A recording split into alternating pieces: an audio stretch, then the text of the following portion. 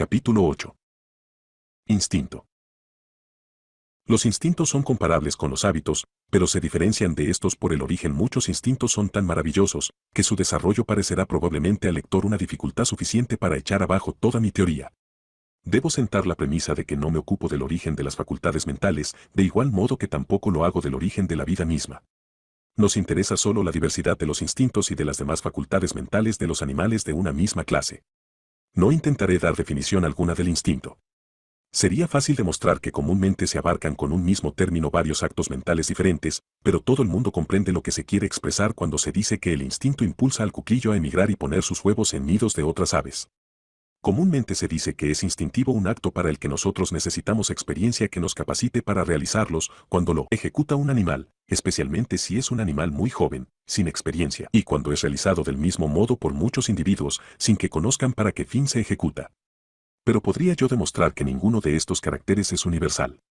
Un poco de juicio o razón, según la expresión de Pierre Huber, entra muchas veces en juego aún en animales inferiores de la escala natural. Federico Cuvier y algunos de los metafísicos antiguos han comparado el instinto con la costumbre. Esta comparación da, creo yo, una noción exacta de la condición mental bajo la cual se realiza un acto instintivo, pero no necesariamente de su origen. Que inconscientemente se realizan muchos actos habituales, incluso, a veces, en oposición directa de nuestra voluntad consciente, y, sin embargo, pueden ser modificados por la voluntad o por la razón. Las costumbres fácilmente llegan a asociarse con otras costumbres, con ciertos periodos de tiempo y con ciertos estados del cuerpo. Una vez adquiridas, muchas veces permanecen constantes durante toda la vida. Podrían señalarse otros varios puntos de semejanza entre los instintos y las costumbres. Como al repetir una canción bien conocida, también en los instintos una acción sigue a otra por una especie de ritmo. Si una persona es interrumpida en una canción o al repetir algo aprendido de memoria, se ve obligada, por lo común, a volver atrás para recobrar el curso habitual de su pensamiento.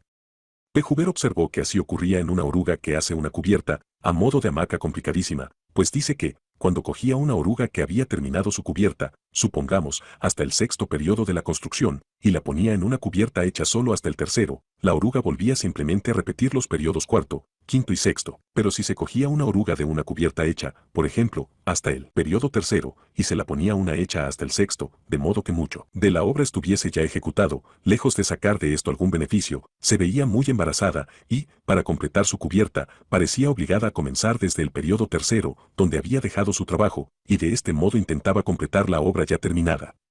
Si suponemos que una acción habitual se vuelve hereditaria, y puede demostrarse que esto ocurre algunas veces, en este caso la semejanza entre lo que primitivamente fue una costumbre y un instinto se hace tan grande, que no se distinguen. Si Mozart, en lugar de tocar el clavicordio a los 3 años de edad, con muy poquísima práctica, hubiese ejecutado una melodía sin práctica ninguna, podría haberse dicho con verdad que lo había hecho instintivamente. Pero sería un grave error suponer que la mayor parte de los instintos han sido adquiridos por costumbre en una generación, y transmitidos entonces por herencia a las generaciones sucesivas. Puede demostrarse claramente que los instintos más maravillosos de que tenemos noticia, o sea, los de la abeja común y los de muchas hormigas, no pudieron haber sido adquiridos por costumbre. Todo el mundo admitirá que los instintos son tan importantes como las estructuras corporales para la prosperidad de cada especie en sus condiciones de vida actuales. Cambiando estas es, por lo menos, posible que ligeras modificaciones del instinto puedan ser útiles a alguna especie, y si puede demostrarse que los instintos varían realmente, por poco que sea, entonces no se ve dificultad alguna en que la selección natural conservase y acumulase continuamente variaciones del instinto hasta cualquier grado que fuese provechoso. Así es, a mi parecer, como se han originado todos los instintos más complicados y maravillosos. No dudo que ha ocurrido con los instintos lo mismo que con las modificaciones de estructura material, que se originan y aumentan por el uso o costumbre y disminuyen o se pierden por el desuso, pero creo que los efectos de la costumbre son, en muchos casos, de importancia subordinada a los efectos de la selección natural, de lo que pueden llamarse variaciones espontáneas de los instintos, esto es, variaciones producidas por las mismas causas desconocidas que producen ligeras variaciones en la conformación física. Ningún instinto complejo ha podido producirse mediante selección natural, si no es por la acumulación lenta y gradual de numerosas variaciones ligeras, pero útiles. Por consiguiente, lo mismo que en el caso de las conformaciones materiales, tenemos que encontrar en la naturaleza, no las verdaderas gradaciones transitorias, mediante las cuales ha sido adquirido cada instinto complejo, pues éstas se encontrarían solo en los antepasados por línea directa de cada especie, sino que tenemos que encontrar alguna prueba de tales gradaciones en las líneas colaterales de descendencia, o, por lo menos, hemos de poder demostrar que son posibles gradaciones de alguna clase, y esto indudablemente podemos hacerlo. haciéndome cargo de que los instintos de los animales han sido muy poco observados, excepto en Europa y América del Norte, y de que no se conoce ningún instinto en las especies extinguidas, me ha sorprendido ver cuán comúnmente pueden encontrarse gradaciones que llevan a los instintos más complejos. Los cambios en el instinto pueden, a veces, ser facilitados porque la misma especie tenga instintos diferentes en diferentes periodos de su vida o en diferentes estaciones del año, o cuando se halla en diferentes circunstancias, etc., casos en los cuales, bien un instinto, bien otro, pudo ser conservado por selección natural. Y puede demostrarse que se presentan en la naturaleza estos ejemplos de diversidad de instintos en la misma especie. Además, lo mismo que en el caso de conformación física, y de acuerdo con mi teoría, el instinto de cada especie es bueno para ella misma y, hasta donde podemos juzgar, jamás ha sido producido para el exclusivo bien de otras especies. Uno de los ejemplos más notables de que tengo noticia, de un animal que aparentemente realiza un acto para el solo bien de otro, es el de los pulgones, que, según fue observado por vez primera por Huber, dan espontáneamente su dulce secreción a las hormigas, y que la dan espontáneamente lo demuestran los hechos siguientes. Quité todas las hormigas de un grupo de una docena de pulgones que estaban sobre una romaza, e impedí durante varias horas el que las hormigas se ocupasen de ellos. Después de este intervalo, estaba yo seguro de que los pulgones necesitarían excretar. Los examiné durante algún tiempo con una lente, pero ninguno excretaba, entonces les hice cosquillas y golpeé con un pelo, del mismo modo, hasta donde me fue posible, que lo hacen las hormigas con sus antenas, pero ninguno excretaba. Después dejé que una hormiga los visitase, y ésta, inmediatamente, por su ansiosa manera de marchar, pareció darse cuenta del riquísimo rebaño que habla descubierto, entonces empezó a tocar, con las antenas encima del abdomen de un pulgón primero, y luego de otro, y todos, tan pronto como sentían las antenas, levantaban inmediatamente el abdomen y excretaban una límpida gota de dulce jugo, que era devorada ansiosamente por la hormiga. Incluso los pulgones más jóvenes se conducían de este modo, mostrando que la acción era instintiva, y no resultado de la experiencia. Según las observaciones de Huber, es seguro que los pulgones no muestran aversión alguna a las hormigas, si éstas faltan, se ven, al fin, obligados a expulsar su excreción, pero como ésta es muy viscosa, es indudablemente una conveniencia para los pulgones el que se la quiten, por lo cual, verisímilmente, no excretan solo para bien de las hormigas. Aun cuando no existe prueba alguna de que ningún animal realice un acto para el exclusivo bien de otra especie, sin embargo, todas se esfuerzan en sacar ventajas de los instintos de otras, y todas sacan ventaja de la constitución física más débil de otras especies. Así también, ciertos instintos no pueden ser considerados como absolutamente perfectos, pero como no son indispensables detalles acerca de uno u otro de estos puntos, podemos aquí pasarlos por alto.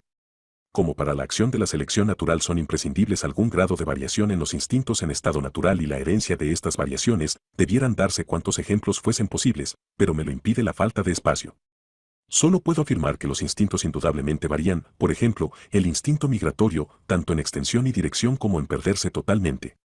Lo mismo ocurre con los nidos de las aves, que varían, en parte, dependiendo de las situaciones escogidas y de la naturaleza y temperatura de la región habitada, pero que varían con frecuencia por causas que no son completamente desconocidas. Audubon ha citado varios casos notables de diferencias en los nidos de una misma especie en los Estados Unidos del Norte y en los del Sur. Se ha preguntado, ¿por qué, si el instinto es variable, no ha dado a la abeja la facultad de utilizar algún otro material cuando faltaba la cera? Pero, ¿qué otro material natural pudieron utilizar las abejas? Las abejas quieren trabajar, según he visto, con cera endurecida con bermellón o reblandecida con manteca de cerdo. Andrew Knight observó que sus abejas, en lugar de recoger trabajosamente propóleos, usaban un cemento de cera y trementina con el que había cubierto árboles descortezados. Recientemente se ha demostrado que las abejas, en lugar de buscar polen, utilizan gustosas una sustancia muy diferente, la harina de avena. El temor de un enemigo determinado es ciertamente una cualidad instintiva, como puede verse en los pajarillos que no han salido aún del nido, si bien aumenta por la experiencia y por ver en otros animales el temor del mismo enemigo. Los diferentes animales que habitan en las islas desiertas adquieren lentamente el temor del hombre, como he demostrado en otro lugar, y podemos ver un ejemplo de esto incluso en Inglaterra, en donde todas nuestras aves grandes son más salvajes que las pequeñas, porque las grandes han sido perseguidas por el hombre. Podemos seguramente atribuir a esta causa el que las aves grandes sean más salvajes, pues en las islas deshabitadas las aves grandes no son más tímidas que las pequeñas, y la urraca, tan desconfiada en Inglaterra, es mansa en Noruega, como lo es el grajo de capucha en Egipto. Podría probarse, por numerosos hechos, que varían mucho las cualidades mentales de los animales de la misma especie nacidos en estado natural. Podrían citarse varios casos de costumbres ocasionales y extrañas en animales salvajes, que, si fuesen ventajosas para la especie, podían haber dado origen, mediante selección natural, a nuevos instintos. Pero estoy plenamente convencido de que estas afirmaciones generales, sin los hechos detallados, producirán poquísimo efecto en el ánimo del lector. Puedo solo repetir mi convicción de que no hablo sin tener buenas pruebas. Cambios hereditarios de costumbres o instintos en los animales domésticos. La posibilidad, y aún la probabilidad, de variaciones hereditarias de instinto en estado natural, quedará confirmada considerando brevemente algunos casos de animales domésticos. De este modo podremos ver el papel que la costumbre y la selección de las llamadas variaciones espontáneas han representado en la modificación de las facultades mentales de los animales domésticos. En los gatos, por ejemplo, unos se ponen naturalmente a cazar ratas y otros ratones, y se sabe que estas tendencias son hereditarias. Un gato, según Mr. S. Young, traía siempre a la caza aves de caza, otro, liebres y conejos, y otro, cazaba en terrenos pantanosos y cogía casi todas las noches chochas y agachadizas. Podrían citarse algunos ejemplos curiosos y auténticos de diferentes matices en la disposición y gustos, y también de las más extrañas estratagemas relacionados con ciertas disposiciones mentales o periodos de tiempo, que son hereditarios. Pero consideramos el caso familiar de las razas de perros. Es indudable que los perros de muestra jóvenes, yo mismo he visto un ejemplo notable, algunas veces muestran la caza y hasta hacen retroceder a otros perros la primera vez que se les saca. El cobrar la caza es, seguramente, en cierto grado, hereditario en los retrievers, como lo es en los perros de pastor cierta tendencia a andar alrededor del rebaño de carneros, en vez de echarse a él. No sé ver que estos actos, realizados sin experiencia por los individuos jóvenes y casi del mismo modo por todos los individuos, realizados con ansioso placer por todas las castas y sin que el fin sea conocido, pues el cachorro del perro de muestra no puede saber que él señala la caza para ayudar a su dueño, mejor de lo que sabe una mariposa de la col porque pone sus huevos en la hoja de una col. No sé ver que estos actos difieren esencialmente de los verdaderos instintos. Si viésemos una especie de lobo, que, joven y sin domesticación alguna, tan pronto como oliese su presa permaneciese inmóvil como una estatua y luego lentamente se fuese adelante con un paso particular, y otra especie de lobo que en lugar de echarse a un rebaño de ciervos se precipitase corriendo alrededor de ellos y los empujase hacia un punto distante, seguramente llamaríamos instintivos a estos actos. Los instintos domésticos, como podemos llamarlos, son ciertamente mucho menos fijos que los naturales, pero sobre ellos ha actuado una selección mucho menos rigurosa y se han transmitido durante un periodo incomparablemente más corto en condiciones de vida menos fijas. Cuando se cruzan diferentes razas de perros se demuestra bien lo tenazmente que se heredan estos instintos, costumbres y disposiciones domésticos, y lo curiosamente que se mezclan. Así, se sabe que un cruzamiento con un bulldog ha influido, durante muchas generaciones, en el valor y terquedad de unos galgos, y un cruzamiento con un galgo ha dado a toda una familia de perros de ganado una tendencia a cazar liebres. Estos instintos domésticos, comprobados de este modo por cruzamientos, se asemejan a los instintos naturales, que de un modo análogo se entremezclan curiosamente, y durante un largo periodo manifiestan huellas de los instintos de cada progenitor. Por ejemplo, Leroy describe un perro cuyo bisabuelo era un lobo, y este perro mostraba un indicio de su parentela salvaje en una sola cosa, el no ir en línea recta a su amo cuando le llamaba. Se ha hablado algunas veces de los instintos domésticos como de actos que se han hecho hereditarios, debido solamente a la costumbre impuesta y continuada durante mucho tiempo, pero esto no es cierto. Nadie tuvo que haber ni siquiera pensado en enseñar, ni probablemente pudo haber enseñado, a dar volteretas a la paloma volteadora, acto que realizan, como yo he presenciado, los individuos jóvenes que nunca han visto dar volteretas a ninguna paloma. Podemos creer que alguna paloma mostró una ligera tendencia a esta extraña costumbre y que la selección continuada durante mucho tiempo de los mejores individuos en las sucesivas generaciones hizo de las volteadoras lo que son hoy, y, según me dice Mr. Brent, cerca de Glasgow hay volteadoras caseras que no pueden volar a una altura de 18 pulgadas sin dar la vuelta. Es dudoso que alguien hubiera pensado en enseñar a un perro a mostrar la caza si no hubiese habido algún perro que presentase, naturalmente, tendencia en este sentido, y se sabe que esto ocurre accidentalmente, como vi yo una vez en un terrier de pura raza. El hecho de mostrar es, probablemente, como muchos han pensado, tan solo la detención exagerada de un animal para saltar sobre su presa. Cuando apareció la primera tendencia a mostrar la selección metódica y los efectos hereditarios del amaestramiento impuesto en cada generación sucesiva, hubieron de completar pronto la obra, y la selección inconsciente continúa todavía cuando cada cual, sin intentar mejorar la casta, se esfuerza en conseguir perros que muestren y cacen mejor. Por otra parte, la costumbre solo en algunos casos ha sido suficiente, casi ningún otro animal es más difícil de amansar que el gazapo de un conejo de monte, y apenas hay animal más manso que el gazapo del conejo amansado, pero difícilmente puedo suponer que los conejos domésticos hayan sido seleccionados frecuentemente, solo por mansos, de modo que tenemos que atribuir a la costumbre y al prolongado encierro la mayor parte, por lo menos, del cambio hereditario, desde el extremo salvajismo a la extrema mansedumbre. Los instintos naturales se pierden en estado doméstico. Un ejemplo notable de esta se ve en las razas de las gallinas, que rarísima vez, o nunca, se vuelven cluecas, o sea, que nunca quieren ponerse sobre sus huevos. Solo el estar tan familiarizados nos impide que veamos cuánto y cuán permanentemente se han modificado las facultades mentales de nuestros animales domésticos. Apenas se puede poner en duda que el amor al hombre se ha hecho instintivo en el perro. Los lobos, zorros, chacales y las especies del género de los gatos, cuando se les retiene domesticados sienten ansia de atacar a las aves de corral, ovejas y cerdos, y esta tendencia se ha visto que es irremediable en los perros que han sido importados, cuando cachorros, desde países como la Tierra del Fuego y Australia, donde los salvajes no tienen estos animales domesticados. Por el contrario, qué raro es que haya que enseñar a nuestros perros civilizados, aun siendo muy jóvenes, a que no ataquen a las aves de corral, ovejas y cerdos. Indudablemente alguna vez atacan, y entonces se les pega, y si no se corrigen se les mata, de modo que la costumbre y algún grado de selección han concurrido probablemente a civilizar por herencia a nuestros perros. Por otra parte, los pollitos han perdido, enteramente por costumbre, aquel temor al perro y al gato, que sin duda fue en ellos primitivamente instintivo, pues me informa el capitán Hutton que los pollitos pequeños del tronco primitivo, el Gales banquiva, cuando se les cría en la India, empollándolos una gallina, son al principio extraordinariamente salvajes. Lo mismo ocurre con los polluelos de los faisanes sacados en Inglaterra con una gallina. No es que los polluelos hayan perdido todo temor, sino solamente el temor a los perros y los gatos, pues si la gallina hace el cloqueo de peligro, se escaparán, especialmente los pollos de pavó, de debajo de ella, y se esconderán entre las hierbas y matorrales próximos, y esto lo hacen evidentemente con el fin instintivo de permitir que su madre escape volando, como vemos en las aves terrícolas salvajes. Pero este instinto conservado por nuestros polluelos se ha hecho inútil en estado doméstico, pues la gallina casi ha perdido, por desuso, la facultad de volar.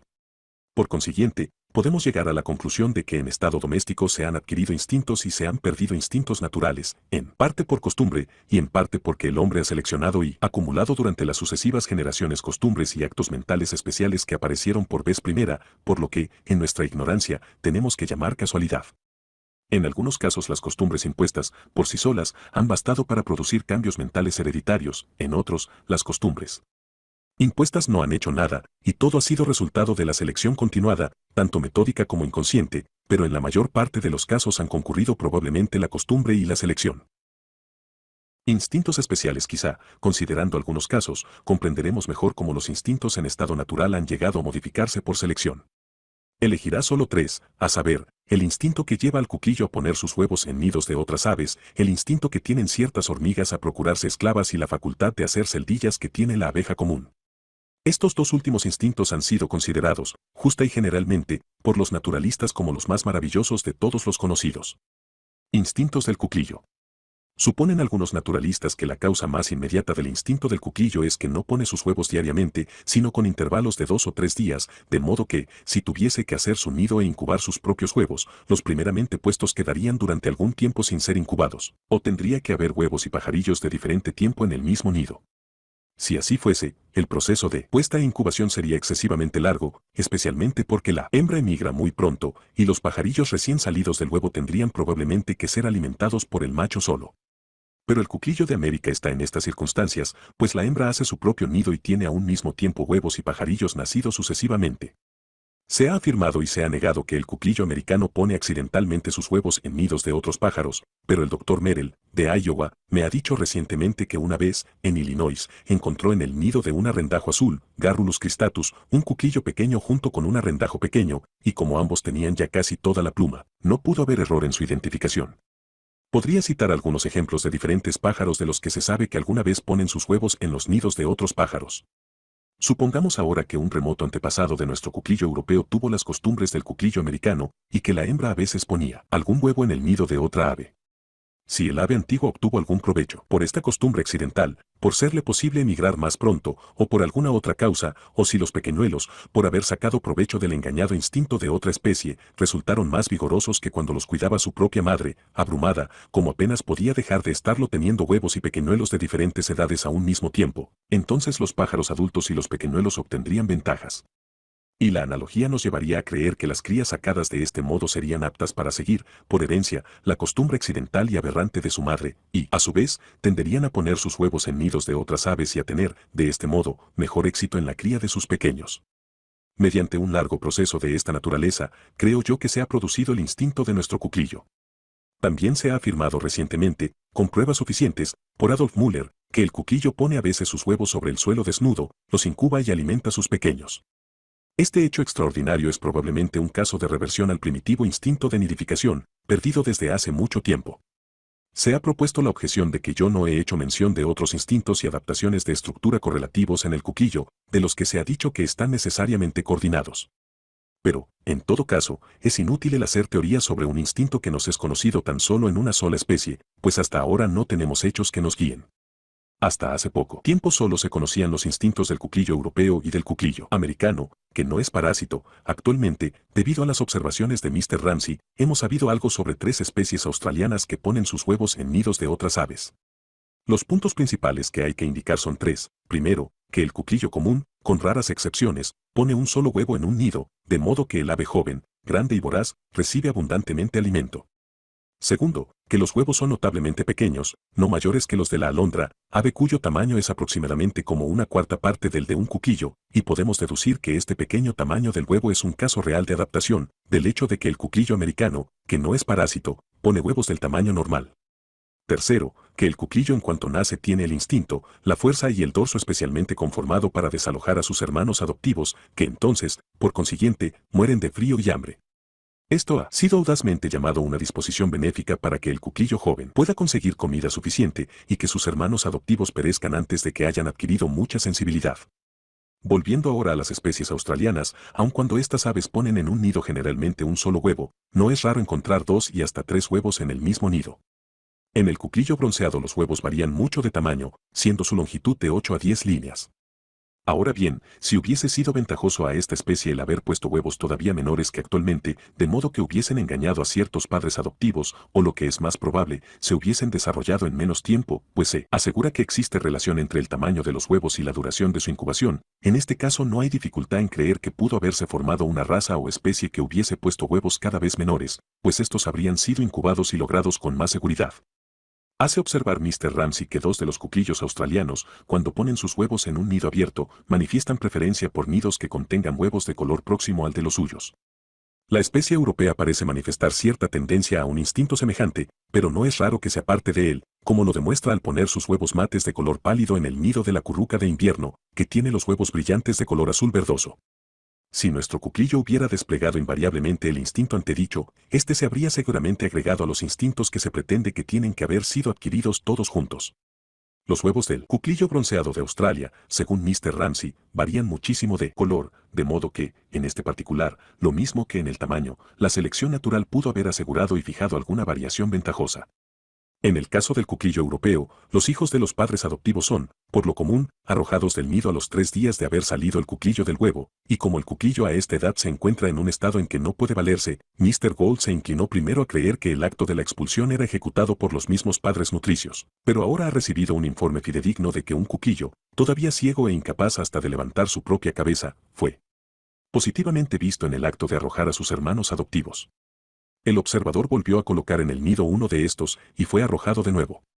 Respecto de los medios por los que fue adquirido este extraño y odioso instinto, si fue de gran importancia para el joven cuquillo, como lo fue probablemente el recibir tanta comida como sea posible enseguida de su nacimiento, no se ve especial dificultad en que el cuclillo, durante las sucesivas generaciones, haya adquirido gradualmente el deseo ciego, la fuerza y la estructura necesarias para el trabajo de expulsión, pues aquellos cuclillos jóvenes que tuviesen más desarrollada tal costumbre y conformación serían los que se criarían con más seguridad. El primer paso hacia la adquisición de este instinto pudo haber sido la simple inquietud involuntaria por parte del joven cuquillo, ya un poco adelantado en edad y fuerza, habiéndose después perfeccionado y transmitido esta costumbre a una edad más temprana.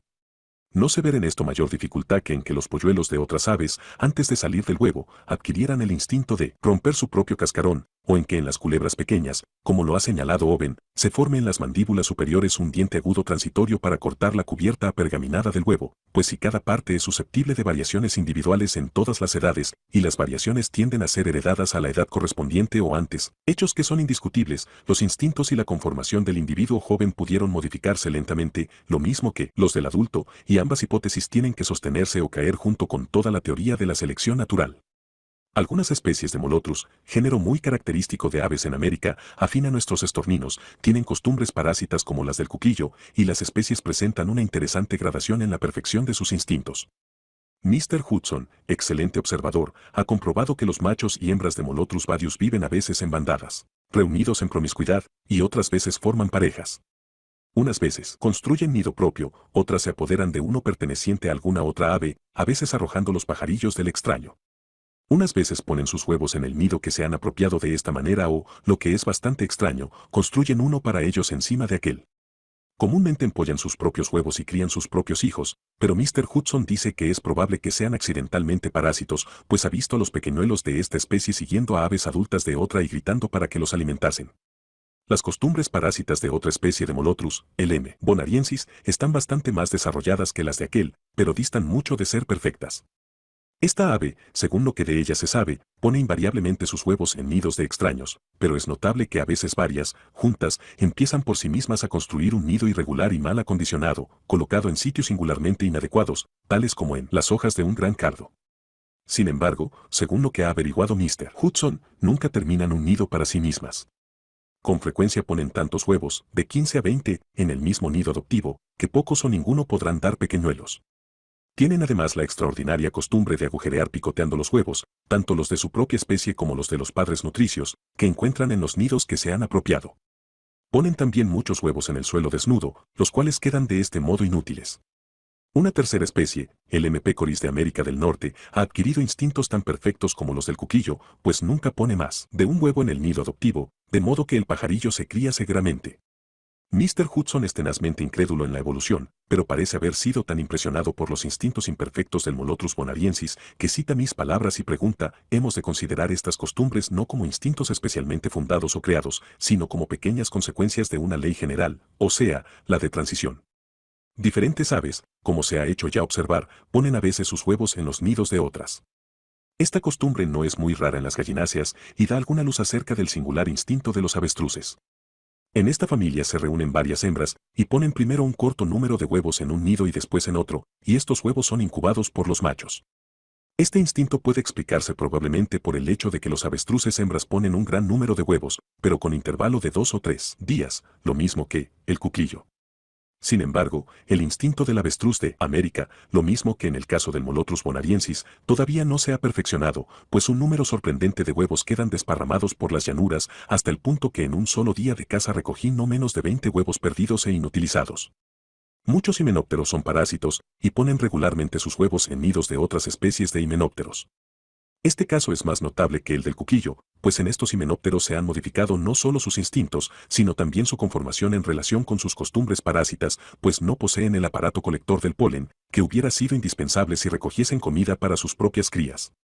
Algunas especies de esfégidos, insectos que parecen avispas, son también parásitos, y Messier Fabre, recientemente, ha señalado motivos fundados para creer que, aun cuando el Tachytes nigra generalmente hace su propio agujero y lo aprovisiona con presas paralizadas para sus propias larvas, a pesar de esto, cuando este insecto encuentra un agujero ya hecho y aprovisionado por otro esfégido, se aprovecha de la ventaja y se hace accidentalmente parásito. En este caso, como en el del Molotrus o en el del cuquillo, no se ve dificultad alguna en que la selección natural haga permanente una costumbre accidental si es ventajosa para la especie y si no es exterminado de este modo el insecto cuyo nido y provisión de comida se apropia traidoramente. Instinto esclavista. Este notable instinto fue descubierto por vez primera en la formica, Polierges rufescens por Pierre Huber, observador mejor aún que su famoso padre. Esta hormiga depende en absoluto de sus esclavas, sin su ayuda la especie se extinguiría seguramente en un solo año. Los machos y las hembras fecundas no hacen trabajo de ninguna clase, y las obreras, o hembras estériles, aunque sumamente enérgicas y valerosas al apresar esclavas, no hacen ningún otro trabajo, son incapaces de construir sus propios nidos y de alimentar sus propias larvas. Cuando el nido viejo resulta incómodo y tienen que emigrar, son las esclavas las que determinan la emigración y llevan positivamente en sus mandíbulas a sus amas. Tan por completo incapaces de valerse son las amas, que, cuando Huber encerró 30 de ellas sin ninguna esclava, pero con abundancia de la comida que más les gusta, y con sus propias larvas y ninfas para estimularlas a trabajar, no hicieron nada, no pudieron ni siquiera alimentarse a sí mismas, y muchas murieron de hambre. Entonces introdujo Huber una sola esclava, F. Fusca, y ésta inmediatamente se puso a trabajar, alimentó y salvó a las supervivientes, hizo algunas celdas y cuidó de las larvas, y lo puso todo en orden. ¿Qué puede haber más extraordinario que estos hechos certísimos? Si no hubiésemos sabido de ninguna otra hormiga esclavista, habría sido desesperanzado el meditar acerca de cómo un instinto tan maravilloso pudo haber llegado a esta perfección. Huber descubrió también, por vez primera, que otra especie, Formica sanguínea, era hormiga esclavista. Esta especie se encuentra en las regiones meridionales de Inglaterra y sus costumbres han sido objeto de estudio por Mr. J. Smith del British Museum, a quien estoy muy obligado por sus indicaciones sobre este y otros asuntos. Aunque dando crédito completo a las afirmaciones de Huber y de Mr. Smith, procuré llegar a este asunto con una disposición mental escéptica, pues a cualquiera puede muy bien excusársele de que dude de la existencia de un instinto tan extraordinario como el de tener esclavas. Por consiguiente, daré con algún detalle las observaciones que hice. Abrí 14 hormigueros de F. sanguínea, y en todos encontré algunas esclavas. Los machos y las hembras fecundas de la especie esclava, F. fusca, se encuentran solo en sus propias comunidades y nunca han sido observados en los hormigueros de F. sanguínea. Las esclavas son negras y su tamaño no mayor de la mitad del de sus amas, que son rojas, de modo que el contraste de aspecto es grande. Si se inquieta algo el hormiguero, las esclavas salen de vez en cuando y, lo mismo que sus amas, se muestran muy agitadas y defienden el hormiguero. Si se perturba mucho el hormiguero y las larvas y ninfas quedan expuestas, las esclavas trabajan enérgicamente, junto con sus amas, en transportarlas a un lugar seguro. Por lo tanto, es evidente que las esclavas se encuentran completamente como en su casa. En los meses de junio y julio, en 3 años sucesivos, observé durante muchas horas varios hormigueros en Surrey y Sussex, y nunca vi a ninguna esclava entrar o salir del hormiguero. Como en estos meses las esclavas son en cortísimo número, pensé que debían conducirse de modo diferente cuando fuesen más numerosas, pero Mr. Smith me informa que ha observado los hormigueros a diferentes horas en mayo, junio y agosto, tanto en Surrey como en Hampshire, y, a pesar de existir en gran número en agosto, nunca ha visto a las esclavas entrar o salir del hormiguero, y, por consiguiente, las considera como esclavas exclusivamente domésticas. A las amas, por el contrario, se les puede ver constantemente llevando materiales para el hormiguero y comidas de todas clases. Durante el año 1860, sin embargo, en el mes de julio, tropecé con un hormiguero con una provisión extraordinaria de esclavas, y observé algunas de ellas que, unidas con sus amas, abandonaban el hormiguero y marchaban, por el mismo camino, hacia un gran pino silvestre, distante 25 yardas, al que subieron juntas, probablemente, en busca de pulgones o cóccidos. Según Huber, que tuvo muchas ocasiones para la observación, las esclavas, en Suiza, trabajan habitualmente con sus amos en hacer el hormiguero, pero ellas solas abren y cierran las puertas por la mañana y la noche, y, como Huber afirma expresamente, su principal oficio es buscar pulgones. Esta diferencia en las costumbres ordinarias de las amas y de las esclavas, en los dos países, probablemente depende solo de que las esclavas son capturadas en mayor número en Suiza que en Inglaterra. Un día, afortunadamente, fui testigo de una emigración de F. sanguínea de un hormiguero a otro, y era un espectáculo interesantísimo el ver las amas llevando cuidadosamente a sus esclavas en las mandíbulas, en vez de ser llevadas por ellas, como en el caso de F. rufescens.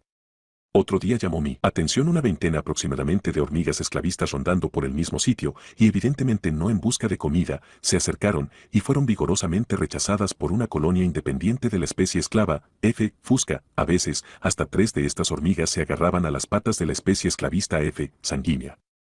Esta última mataba cruelmente a sus pequeñas adversarias, cuyos cuerpos muertos llevaba como comida a su hormiguero, distante 29 yardas, pero les fue impedido el conseguir ninguna ninfa para criarla como esclava. Entonces desenterré algunas ninfas de F. fusca de otro hormiguero, y las puse en un sitio despejado, cerca del lugar del combate, y fueron cogidas ansiosamente y arrastradas por las tiranas, que quizás se imaginaron que después de todo habían quedado victoriosos en su último combate. Al mismo tiempo dejé en el mismo lugar unas cuantas ninfas de otra especie, F. flava, con algunas de estas pequeñas hormigas amarillas adheridas todavía a fragmentos de su hormiguero. Esta especie, algunas veces, aunque raras, es reducida a esclavitud, según ha sido descrito por Mr. Smith. A pesar de ser una especie tan pequeña, es muy valiente y la he visto atacando ferozmente a otras hormigas.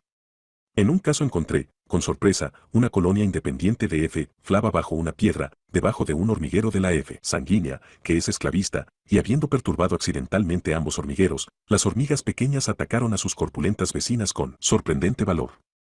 Ahora bien, tenía yo curiosidad de averiguar si las F. sanguínea podían distinguir las ninfas de F. fusca, que habitualmente reducen a esclavitud, de las de la pequeña y furiosa F. flava, que rara vez capturan, y resultó evidente que podía distinguirlas inmediatamente, pues vimos que, ansiosas, cogían inmediatamente a las ninfas de F. fusca, mientras que se aterrorizaban al encontrarse con las ninfas y hasta con la tierra del hormiguero de F. flava, y se escapaban rápidamente, si bien, al cabo de un cuarto de hora aproximadamente, poco después que todas las hormiguitas amarillas se habían retirado, cobraron ánimo y se llevaron las ninfas.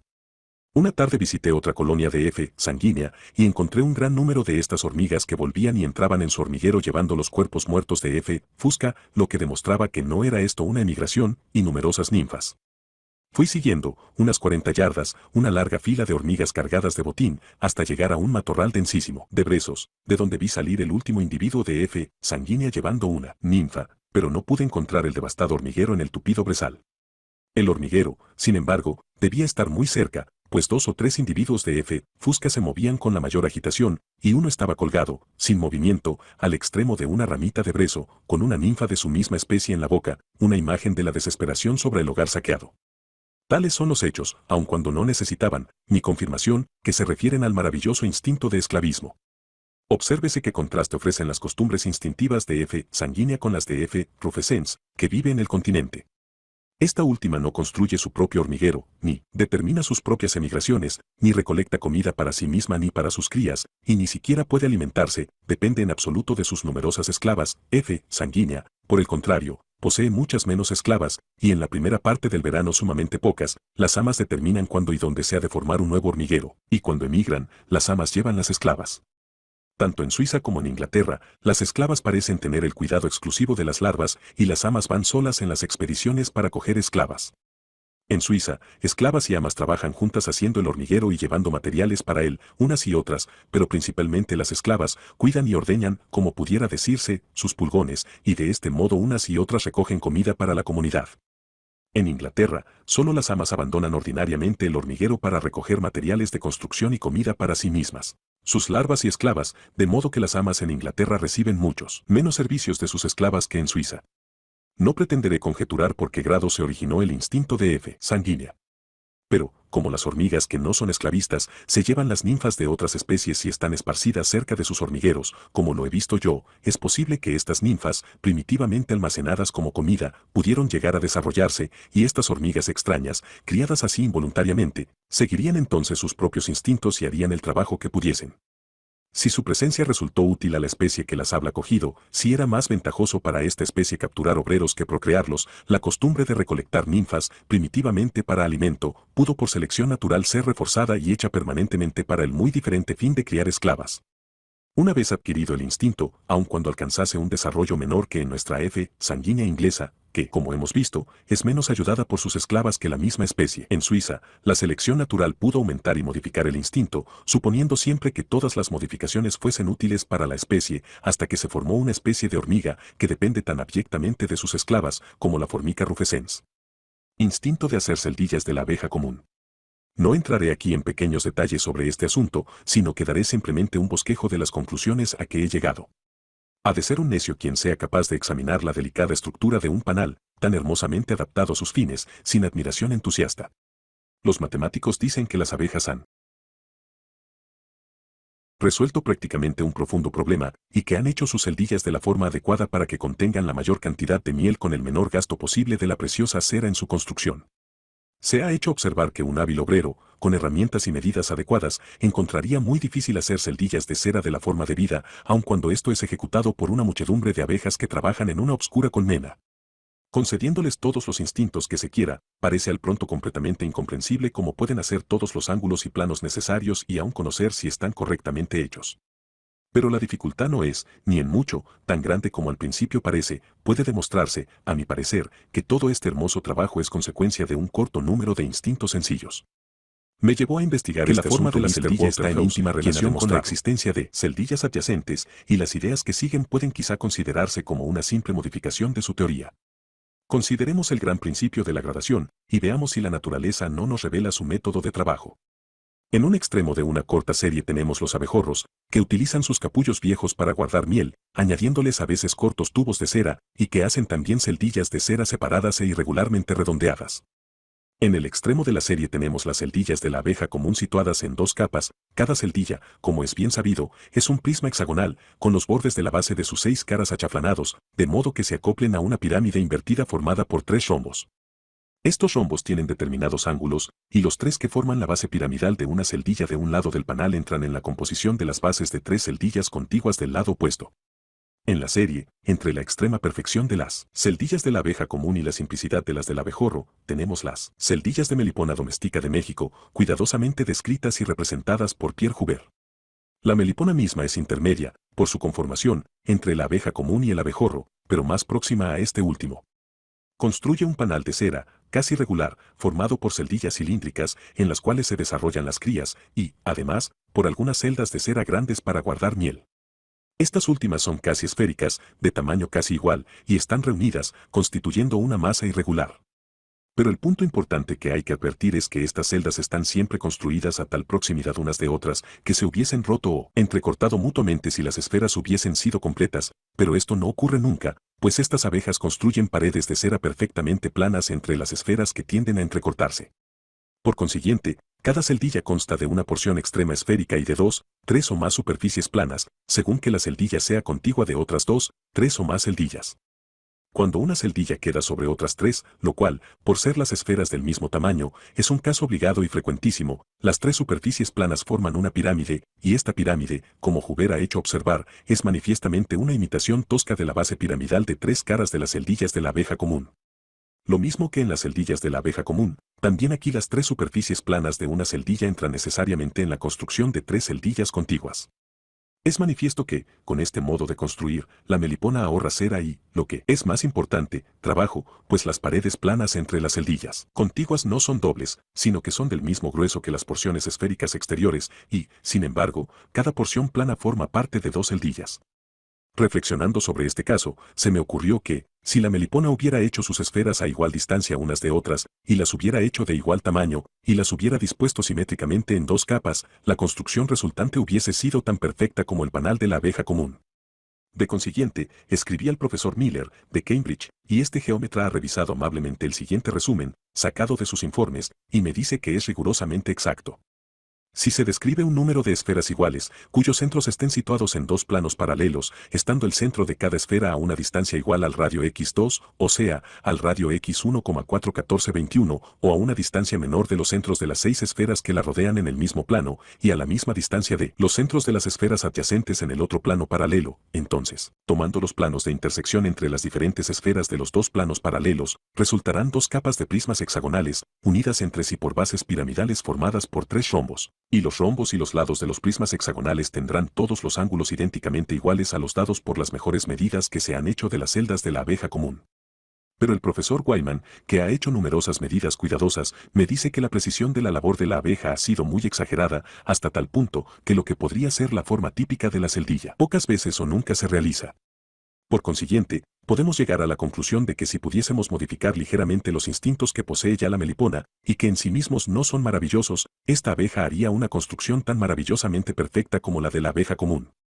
Sería necesario suponer que la melipona puede formar sus celdillas verdaderamente esféricas y de tamaño casi igual, cosa que no sería muy sorprendente, viendo que ya hace esto en cierta medida y viendo que agujeros tan perfectamente cilíndricos hacen muchos insectos en la madera, al parecer, dando vueltas alrededor de un punto fijo.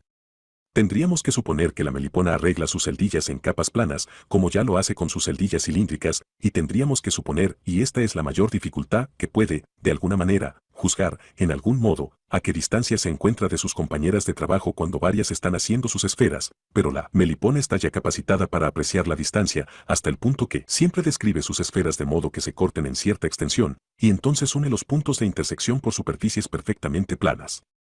Mediante estas modificaciones de instintos, que en sí mismos no son maravillosos, apenas más que los que llevan a un ave a hacer su nido, creo yo que la abeja común ha adquirido por selección natural su inimitable facultad arquitectónica. Pero esta teoría puede comprobarse experimentalmente. Siguiendo el ejemplo de Mr. Tegetmeyer, separé 2 panales y puse entre ellos una tira rectangular de cera larga y gruesa. Las abejas inmediatamente empezaron a excavar en ella pequeñas fosetas circulares, y a medida que profundizaban estas losetas, las hacían cada vez más anchas, hasta que se convirtieron en depresiones poco profundas, apareciendo a la vista perfectamente como una porción de esfera y de diámetro aproximadamente igual al de una celdilla. Era interesantísimo observar que dondequiera que varias abejas hablan, empezado a excavar estas depresiones casi juntas, habían empezado su obra a tal distancia unas de otras, que, con el tiempo, las depresiones habían adquirido la anchura antes indicada, o sea próximamente la anchura de una celdilla ordinaria, y tenían de profundidad como una sexta parte del diámetro de la esfera de que formaban parte, y los bordes de las depresiones se interceptaban o cortaban mutuamente. Tan pronto como esto ocurría, las abejas cesaban de excavar y empezaban a levantar paredes planas de cera en las líneas de intersección entre las depresiones, de manera que cada prisma hexagonal quedaba construido sobre el borde ondulado de una depresión lisa, en vez de estarlo sobre los bordes rectos de una pirámide de 3 caras, como ocurre en las celdillas ordinarias. Entonces puse en la colmena, en vez de una pieza rectangular y gruesa de cera, una lámina delgada, estrecha y teñida con bermellón. Las abejas empezaron inmediatamente a excavar a ambos lados las pequeñas depresiones, unas junto a otras, lo mismo que antes, pero la lámina de cera era tan delgada que los fondos de las depresiones de lados opuestos, si hubiesen sido excavados hasta la misma profundidad que en el experimento anterior, se habrían encontrado, resultando agujeros. Las abejas, sin embargo, no permitieron que esto ocurriese y pararon sus excavaciones a su tiempo debido, de modo que las depresiones, en cuanto fueron profundizadas un poco, vinieron a tener sus bases planas, y estas bases planas, formadas por las plaquitas delgadas de cera con bermellón dejadas sin morder, estaban situadas, hasta donde podía juzgarse por la vista, exactamente en los planos imaginarios de intersección de las depresiones de las caras opuestas de la lámina de cera. De este modo en algunas partes quedaron, entre las depresiones opuestas, tan solo pequeñas porciones de un placa rómbica, en otras partes, porciones grandes. La obra, debido al estado antinatural de las cosas, no había quedado realizada primorosamente. Para haber conseguido de este modo el dejar laminillas planas entre las depresiones, parando el trabajo en los planos de intersección, las abejas tuvieron que haber trabajado casi exactamente con la misma velocidad en los dos lados de la placa de cera con bermellón, al morder circularmente y profundizar las depresiones. Considerando lo flexible que es la cera delgada, no veo que exista dificultad alguna en que las abejas, cuando trabajan en los dos lados de una tira de cera, noten cuando han mordido la cera hasta dejarla de la delgadez adecuada y paren entonces su labor. En los panales ordinarios me ha parecido que las abejas no siempre consiguen trabajar exactamente con la misma velocidad por los dos lados, pues he observado en la base de una celdilla recién empezada rombos medio completos, que eran ligeramente cóncavos por uno de los lados, donde supongo que las abejas habían excavado con demasiada rapidez, y convexos por el lado opuesto, donde las abejas habían trabajado menos rápidamente. En un caso bien notorio volví a colocar el panal en la colmena y permití a las abejas ir a trabajar durante un corto tiempo y, examinando la celdilla, encontré que la laminilla rómbica había sido completada y quedado perfectamente plana. Era absolutamente imposible, por la extrema delgadez de la plaquita, que las abejas pudiesen haber efectuado esto mordisqueando el lado convexo, y sospecho que, en estos casos, las abejas están en lados opuestos y empujan y vencen la cera, dúctil y caliente, lo cual, como he comprobado, es fácil de hacer, hasta colocarla en su verdadero plano intermedio, y de este modo la igualan. Por el experimento de la lámina de cera con bermellón podemos ver que, si las abejas pudiesen construir por sí mismas una pared delgada de cera, podrían hacer sus celdas de la forma debida, colocándose a la distancia conveniente unas de otras, excavando con igual velocidad y esforzándose en hacer cavidades esféricas iguales, pero sin permitir nunca que las esferas llegasen unas a otras, produciéndose agujeros.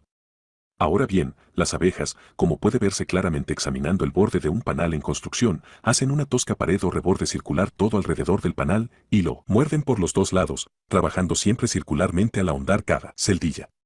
No hacen de una vez toda la base piramidal de 3 lados de cada celdilla, sino solamente la laminilla o las dos laminillas rómbicas que están en el borde de crecimiento del panal, y nunca completan los bordes superiores de las placas rómbicas hasta que han empezado las paredes hexagonales.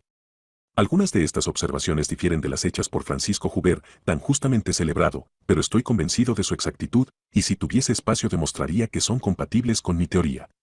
La observación de Huber de que la primera de todas las celdillas es excavada en una pequeña pared de cera de lados paralelos, no es, según lo que he visto, rigurosamente exacta, pues el primer comienzo ha sido siempre una pequeña caperuza de cera, pero no entraré ahora en detalles. Vemos el importantísimo papel que representa el excavar en la construcción de las celdillas, pero sería un error suponer que las abejas no pueden construir una tosca pared de cera en la posición adecuada, esto es, en el plano de intersección de dos esferas contiguas. Tengo varios ejemplos que muestran claramente que las abejas pueden hacer esto. Incluso en la tosca pared o reborde circular de cera que hay alrededor de un panal en formación, pueden observarse a veces flexiones que corresponden por su posición a los planos de las placas bases rómbicas de las futuras celdillas, pero la tosca pared de cera tiene siempre que ser acabada mordiéndola mucho las abejas por los dos lados. El modo como construyen las abejas es curioso, hacen siempre la primera pared tosca 10 o 20 veces más gruesa que la delgadísima pared terminada de la celdilla, que ha de quedar finalmente. Comprenderemos cómo trabajan, suponiendo unos albañiles que primero amontonan un grueso muro de cemento y que luego empiezan a quitar por los dos lados hasta ras del suelo, hasta que dejan en el medio una delgadísima pared. Los albañiles van siempre amontonando en lo alto del muro el cemento quitado, añadiéndole cemento nuevo. Así tendremos una delgadísima pared, creciendo continuamente hacia arriba, pero coronada siempre por una gigantesca albardilla. Por estar todas las celdillas, tanto las recién comenzadas como las terminadas coronadas por una gran albardilla de cera, las abejas pueden apiñarse en el panal y caminar por él sin estropear las delicadas paredes hexagonales. Estas paredes, según el profesor Miller ha comprobado amablemente para mí, varían mucho en grosor, teniendo uno diagonal 352 de pulgada de grueso, según el promedio de 12 medidas hechas cerca del borde del panal, mientras que las placas Basel romboidales son más gruesas, estando aproximadamente en la relación de 3 a 2, teniendo un grueso de 1 diagonal 229 de pulgada, como promedio de 21 medidas. Mediante la singular manera de construir que se acaba de indicar, se da continuamente fuerza al panal, con la máxima economía final de cera. Parece al principio que aumenta la dificultad de comprender cómo se hacen las celdillas el que una multitud de abejas trabajen juntas, pues una abeja, después de haber trabajado un poco tiempo en una celdilla, va a otra, de modo que, como hubiera observado, aún en el comienzo de la primera celdilla trabajan una veintena de individuos.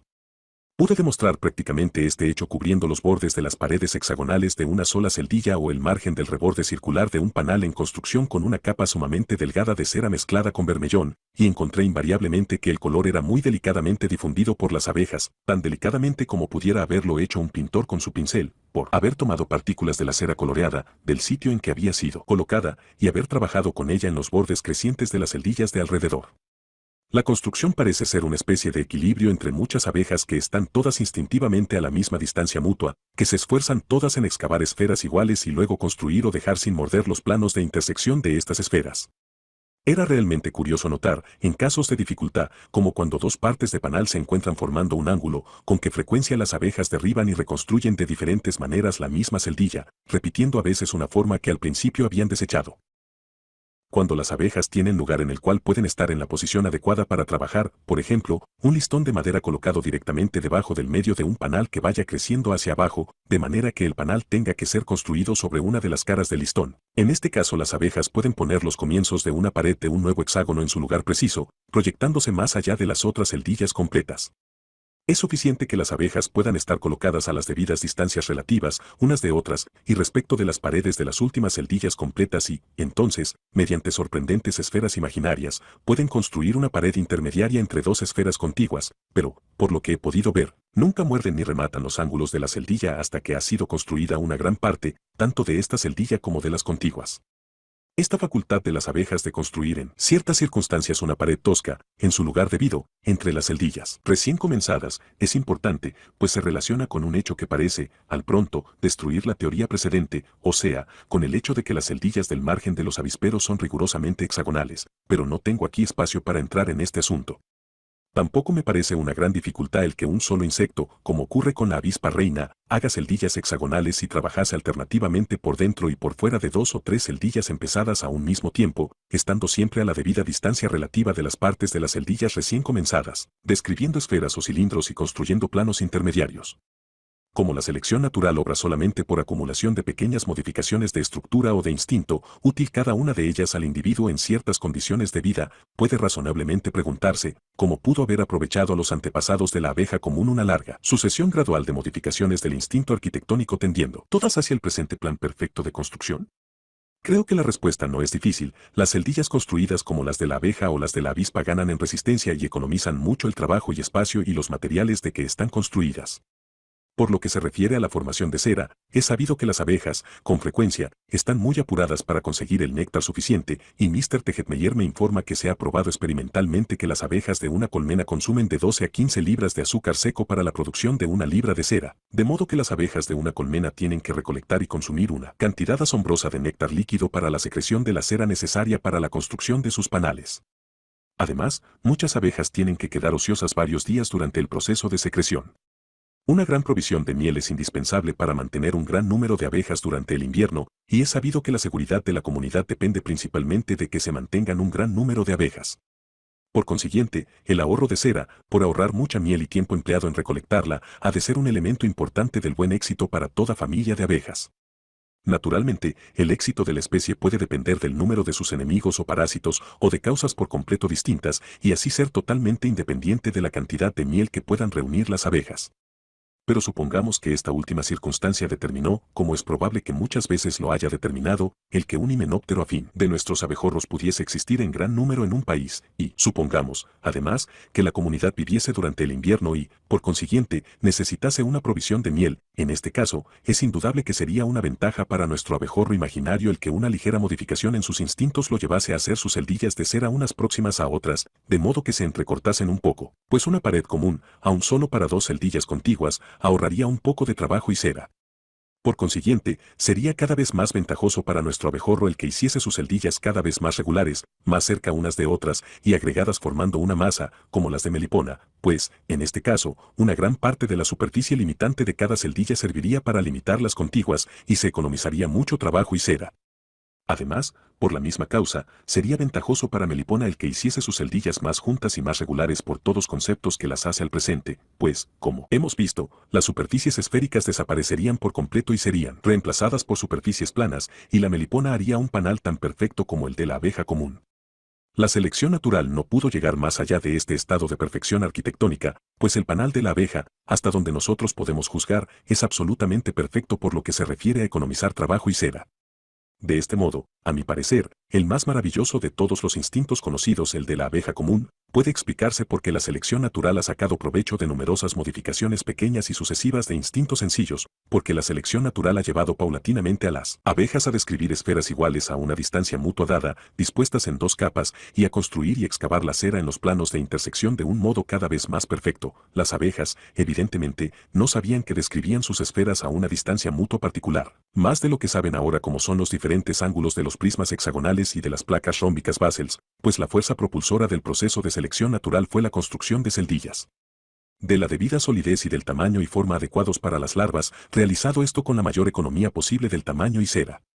Aquellos enjambres que hicieron de este modo las mejores celdillas con el menor trabajo y el menor gasto de miel para la secreción de cera, tuvieron el mejor éxito y transmitieron sus instintos nuevamente adquiridos a nuevos enjambres, los cuales, a su vez, habrán tenido las mayores probabilidades de buen éxito en la lucha por la existencia.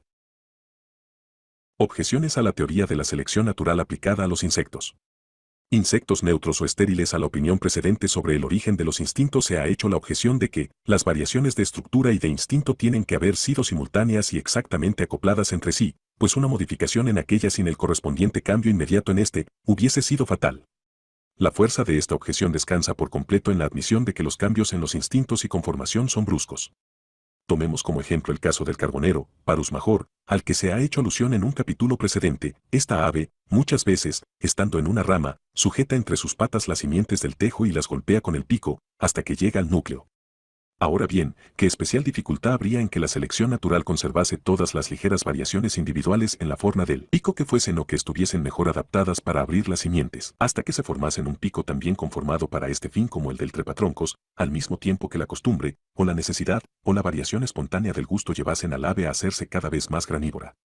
En este caso, se supone que el pico se modifica lentamente por selección natural, después de lentos cambios de costumbres o gustos, y de acuerdo con ellos, pero dejemos que los pies del carbonero varíen y se hagan mayores por correlación con el pico, o por alguna otra causa desconocida, y no es imposible que estos pies mayores lleven al ave a trepar cada vez más, hasta que adquiera el instinto y la facultad de trepar tan notables del trepatroncos.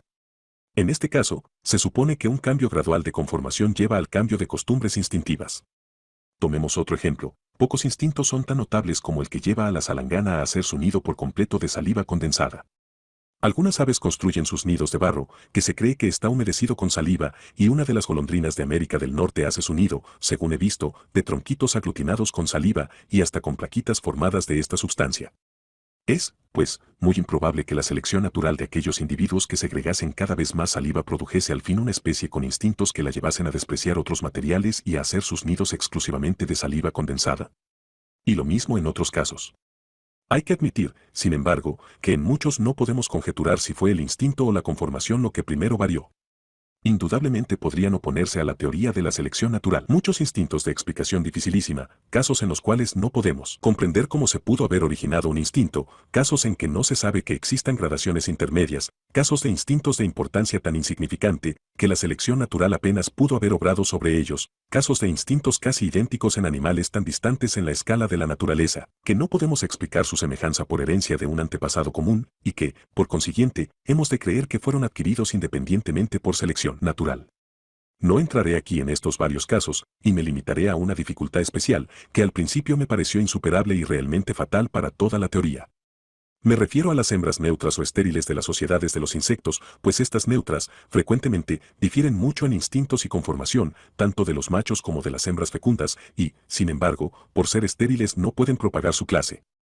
El asunto merece ser discutido con gran extensión, pero tomaré aquí nada más que un solo caso, el de las hormigas obreras estériles.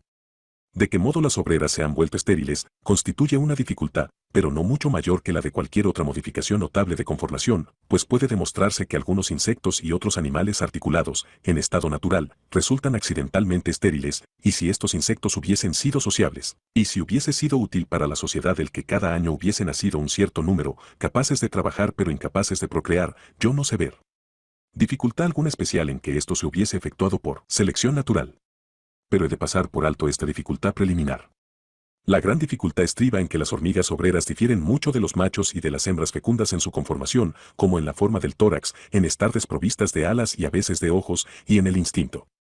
Por lo que se refiere solo al instinto, la abeja común hubiese sido un ejemplo mejor de la maravillosa diferencia, en este particular, entre las obreras y las hembras perfectas. Si una hormiga obrera u otro insecto neutro hubiese sido un animal ordinario, habría yo admitido sin titubeo que todos sus caracteres habían sido adquiridos lentamente por selección natural, o sea, por haber nacido individuos con ligeras modificaciones útiles, que fueron heredadas por los descendientes, y que estos, a su vez, variaron y fueron seleccionados, y así sucesivamente.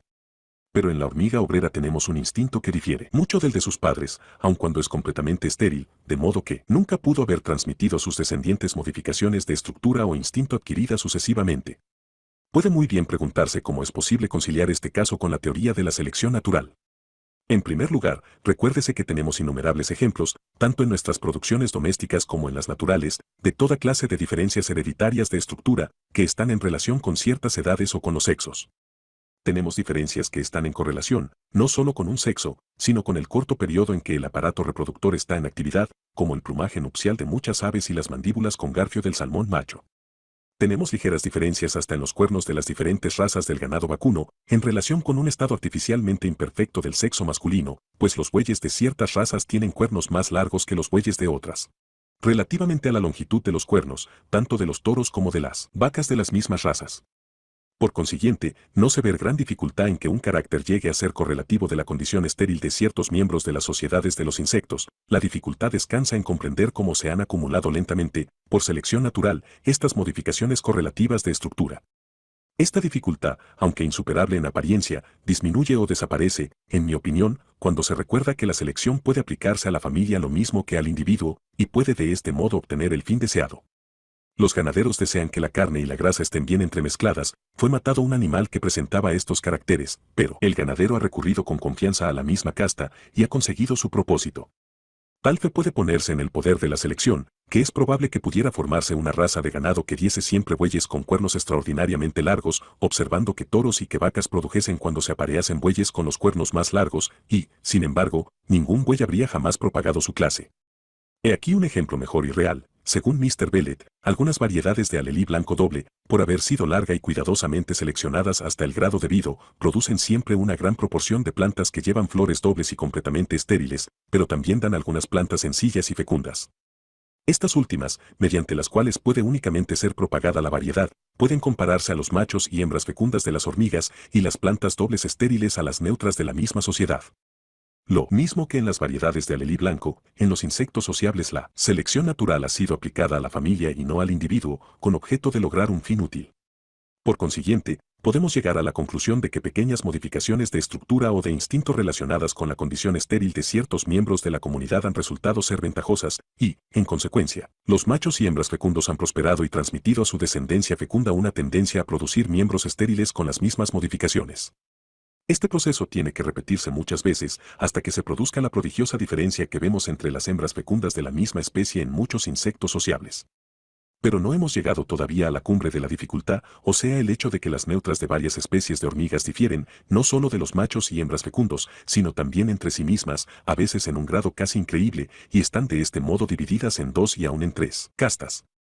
Las castas, además, no muestran comúnmente tránsitos entre sí, sino que están por completo bien definidas, siendo tan distintas entre sí como lo son dos especies cualesquiera del mismo género, o más bien dos géneros cualesquiera de la misma familia. Así en Eciton hay neutras obreras y neutras soldados, con mandíbulas e instintos extraordinariamente diferentes. En Cryptocerus solo las obreras de una casta llevan sobre la cabeza una extraña especie de escudo, cuyo uso es completamente desconocido. En el Myrmecocistus de México, las obreras de una casta nunca abandonan el nido, y son alimentadas por las obreras de otra casta, y tienen enormemente desarrollado el abdomen, que segrega una especie de miel, la cual reemplaza la excretada por los pulgones, el ganado doméstico, como podría llamárseles, que nuestras hormigas europeas guardan y aprisionan. Se creerá, verdaderamente, que tengo una confianza presuntuosa en el principio de la selección y natural al no admitir que estos hechos maravillosos y confirmados aniquilen de una vez mi teoría. En el caso más sencillo de insectos neutros todos de una casta, que, en mi opinión, se han hecho diferentes mediante selección natural de los machos y hembras fecundos, podemos, por la analogía con las variaciones ordinarias, llegar a la conclusión de que las sucesivas y pequeñas variaciones útiles no aparecieron al principio en todos los neutros del mismo nido, sino solamente en unos pocos, y que, por la supervivencia de las sociedades que tuviesen hembras que produjesen el mayor número de neutros con la modificación ventajosa, llegaron por fin todos los neutros a estar caracterizados de este modo.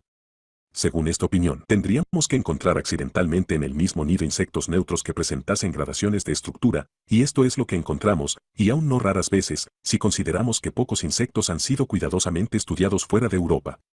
Mr. F. Smith ha demostrado que las neutras de varias hormigas de Inglaterra difieren entre sí sorprendentemente en tamaño, y a veces en color, y que las formas extremas pueden enlazarse mediante individuos tomados del mismo hormiguero. Yo mismo he comprobado gradaciones perfectas de esta clase. A veces ocurre que las obreras del tamaño máximo o mínimo son las más numerosas, o que tanto las grandes como las pequeñas son numerosas, mientras que las de tamaño intermedio son escasas. Formica flava tiene obreras grandes y pequeñas, con un corto número de tamaño intermedio, y en esta especie, como ha observado Mr. F. Smith, las obreras grandes tienen ojos sencillos, ocelos, los cuales, aunque pequeños, pueden distinguirse claramente, mientras que las obreras pequeñas tienen sus ocelos rudimentarios. Habiendo disecado cuidadosamente varios ejemplares de estas obreras, puedo afirmar que los ojos son mucho más rudimentarios en las obreras pequeñas de lo que puede explicarse simplemente por su tamaño proporcionalmente menor, y estoy convencido, aun cuando no me atrevo a afirmarlo tan categóricamente, que las obreras de tamaño intermedio tienen sus ocelos de condición exactamente intermedia. De modo que, en este caso, tenemos en el mismo hormiguero dos grupos de obreras estériles que difieren no solo por su tamaño, sino también por sus órganos de la vista, aunque están enlazadas por un corto número de individuos de condición intermedia. Podría divagar añadiendo que si las obreras pequeñas hubieran sido las más útiles a la comunidad, y hubieran sido seleccionados continuamente aquellos machos y hembras que producían obreras cada vez más pequeñas, hasta que todas las obreras fuesen de esta condición, en este caso hubiésemos tenido una especie de hormiga con neutras casi de la misma condición que las de Myrmica, pues las obreras de Myrmica no tienen ni siquiera rudimentos de ocelos, aun cuando las hormigas machos y hembras de este género tienen ocelos bien desarrollados.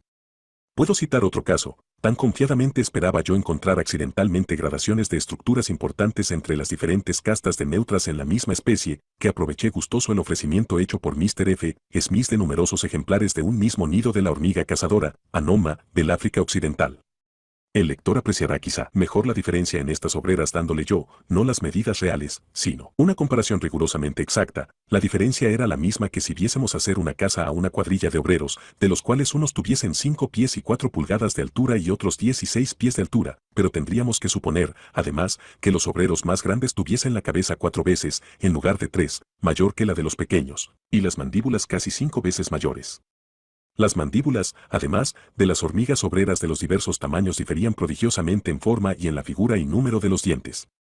Pero el hecho que nos interesa es que, aun cuando las obreras pueden ser agrupadas en castas de diferentes tamaños, hay, sin embargo, entre ellas gradaciones insensibles, lo mismo que entre la conformación, tan diferente, de sus mandíbulas. Sobre este último punto hablo confiado, pues Sir J. Laveck me hizo dibujos, con la cámara clara, de las mandíbulas que disequé de obreras, de diferentes tamaños. Mr. Bates, en su interesante obra Natural History de Amazons, ha descrito casos análogos. En presencia de estos hechos, creo yo que la selección natural, obrando sobre las hormigas fecundas o padres, pudo formar una especie que produjese normalmente neutras de tamaño grande con una sola forma de mandíbulas, o todas de tamaño pequeño con mandíbulas muy diferentes, o, por último, y esta es la mayor dificultad, una clase de obreras de un tamaño y conformación y, simultáneamente, otra clase de obreras de tamaño y conformación diferentes, habiéndose formado primero una serie gradual, como en el caso de la hormiga cazadora, y habiéndose producido entonces las formas extremas, en número cada vez mayor, por la supervivencia de los padres que las engendraron, hasta que no se produjese ya ninguna de la conformación intermedia. Mr. Wallace ha dado una explicación análoga del caso, igualmente complicado, de ciertas mariposas del archipiélago malayo que aparecen normalmente con dos, y aun tres, formas distintas de hembra, y Fritz Müller, del de ciertos crustáceos del Brasil que se presentan también con dos formas muy distintas de macho. Pero este asunto no necesita ser discutido aquí. Acabo de explicar cómo, a mi parecer, se ha originado el asombroso hecho de que existan en el mismo hormiguero dos castas claramente definidas de obreras estériles que difieren no solo entre sí, sino también de sus padres. Podemos ver lo útil que debe haber sido su producción para una comunidad social de hormigas, por la misma razón que la división del trabajo es útil al hombre civilizado. Las hormigas, sin embargo, trabajan mediante instintos, heredados y mediante órganos o herramientas heredados, mientras que el hombre trabaja mediante conocimientos adquiridos e instrumentos manufacturados. Pero he de confesar que, con toda mi fe en la selección natural, nunca hubiera esperado que este principio hubiese sido tan sumamente eficaz si el caso de estos insectos neutros no me hubiese llevado a esta conclusión. Por este motivo he discutido este caso con un poco de extensión, aunque por completo insuficiente, a fin de mostrar el poder de la selección natural, y también porque esta es, con mucho, la dificultad especial más grave que he encontrado en mi teoría. El caso, además, es interesantísimo, porque prueba que en los animales, lo mismo que en las plantas, puede realizarse cualquier grado de modificación por la acumulación de numerosas variaciones espontáneas pequeñas que sean de cualquier modo útiles, sin que haya entrado en juego el ejercicio o costumbre, pues las costumbres peculiares, limitadas a los obreras o hembras estériles, por mucho tiempo que puedan haber sido practicadas, nunca pudieron afectar a los machos y a las hembras fecundas, que son los únicos que dejan descendientes. Me sorprende que nadie, hasta ahora, haya presentado este caso tan demostrativo de los insectos neutros en contra de la famosa doctrina de las costumbres heredadas, según la ha propuesto Lamarck. Resumen: en este capítulo me he esforzado en mostrar brevemente que las cualidades mentales de los animales domésticos son variables y que las variaciones son hereditarias. Aún más brevemente, he intentado demostrar que los instintos varían ligeramente en estado natural. Nadie discutirá que los instintos son de importancia suma para todo animal. Por consiguiente, no existe dificultad real en que, cambiando las condiciones de vida, la selección natural acumule hasta cualquier grado ligeras modificaciones de instinto que sean de algún modo útiles. En muchos casos es probable que la costumbre, el uso y desuso hayan entrado en juego. No pretendo que los hechos citados en este capítulo robustezcan grandemente mi teoría, pero, según mi leal saber y entender, no la anula ninguno de los casos de dificultad.